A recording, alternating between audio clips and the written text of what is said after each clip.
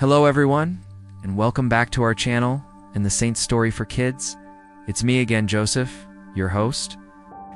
In this episode, we are going to meet another Pope Saint, and he was actually the third Pope and Bishop of Rome. His name is Pope Saint Cletus. Pope Saint Cletus was one of the first leaders of the Church. He served right after St. Peter and St. Linus.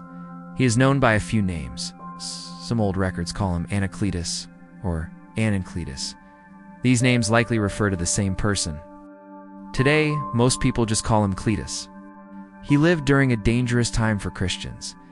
The Roman Empire did not accept the faith. Many Christians were arrested and killed. Cletus had to lead the Church during this time. He had to be careful, brave, and faithful. Cletus did not leave many writings. We know little about what he said or did, but he held the Church together when it was still very new. He helped it survive during hard times. That is why he is remembered. Even though he lived long ago, his name is still listed among the early popes. Many old church documents mention him. His name appears in the Roman canon of the Mass. That means he has been honored for a long time. He may not be well known today, but he is part of the Church's early history. He helped build the Church from the very beginning. He was a simple man who followed Jesus and led others to do the same. So friends, without further ado, let us take a look and dive deeper into his life story. Very little is known about the early life of St. Cletus. Many believe he was born in Rome. Some say he may have had Greek roots. This is possible, but not certain, as there are no strong records from his childhood. His name, Cletus, comes from a Greek word that means called or chosen. This may be a clue about his background. It shows that Greek culture was common in early Christian life, even in Rome. It is not clear how he came to be a leader in the Church, but he was likely a priest or deacon before becoming pope. He would have worked closely with the first Christians. He may have even known St. Peter himself. At that time, Christians gathered in homes. There were no large churches yet. Leaders had to move quietly and meet in secret. Cletus would have learned to serve in this hidden church.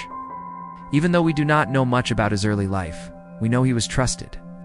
He became pope after Linus, which means the early Christians saw him as faithful and strong. St. Cletus became pope during a time of fear.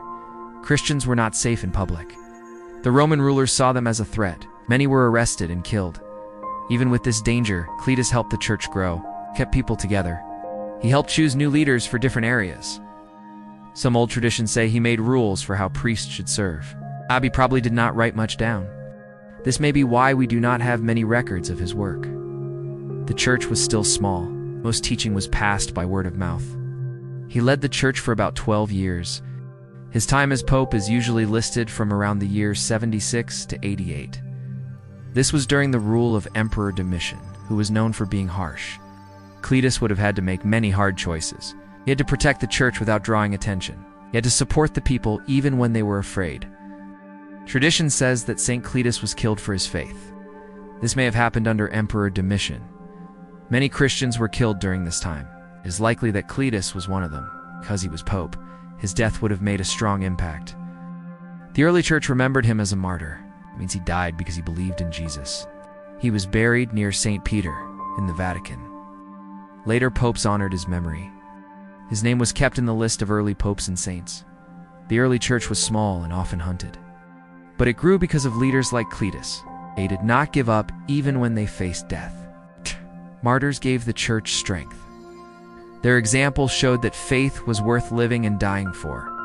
Cletus is part of that early witness. St. Cletus was honored as a saint soon after his death. In the early Church, many martyrs were called saints. Their faithful lives and deaths were seen as holy.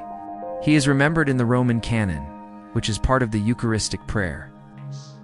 This shows how deeply the Church respected him. His name has been said in Mass for centuries. The Tridentine calendar reserved the 26th of April as the feast day of St. Cletus, with the Church honored jointly with Pope Marcellinus, and the 13th of July for solely St. Anacletus. In 1960, Pope John XXIII, while keeping the 26th of April feast, which mentions the saint under the name given to him in the canon of the Mass, removed the 13th of July as a feast day for St. Anacletus. The 14th of February, 1961. Instruction of the Congregation for Rites on the application to local calendars of Pope John XXIII's motu proprio. Rubricarum Instructum of the 25th of July 1960, decreed that the feast of St. Anacletus, on whatever ground and in whatever grade it is celebrated, is transferred to the 26th of April under its right name, St. Cletus. Priests who celebrate Mass according to the general Roman calendar of 1954 keep the July 13th feast day. But the feast has been removed from the general Roman calendar since 1960, and as such is not kept even in the 1962 Missal. Although the day of his death is unknown, St. Cletus continues to be listed in the Roman Martyrology among the saints of the 26th of April. Cletus is a patron saint of popes. He is not well known by most people, but he is important to the history of the Church. His legacy is one of service and trust in God. He led without fame or praise. He stayed strong in a time of fear.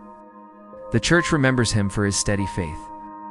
Even though historical records of his life are brief, St. Cletus offers several practical lessons for modern life and faith. Number 1. The power of organization and order. Cletus is credited with dividing Rome into its first 25 parishes. This teaches us that even the most spiritual missions require clear structure to be effective. He recognized that for a community to grow, it needs localized support and clear leadership roles. Number 2. Humility in hidden service. Unlike some historical figures, we know very little about Cletus's personal achievements. He served in the shadow of giants like St. Peter. His life reminds us that unseen work, the day-to-day administration, and steady leadership's just as vital as grand public gestures. Many people today want to be noticed. They want to speak loudly and be seen. But Cletus shows us another way. He led by being steady, served without needing praise. He reminds us that we don't have to be famous to be faithful. Am I willing to do what is right even if no one sees? Do I look for praise, or do I trust that God knows my heart? Number 3. Consistency under pressure. He led the Church during the reign of Emperor Domitian, a time of intense Roman hostility toward Christians. From him, we learn fortitude, the ability to stay the course and maintain one's values even when the surrounding culture is actively working against you.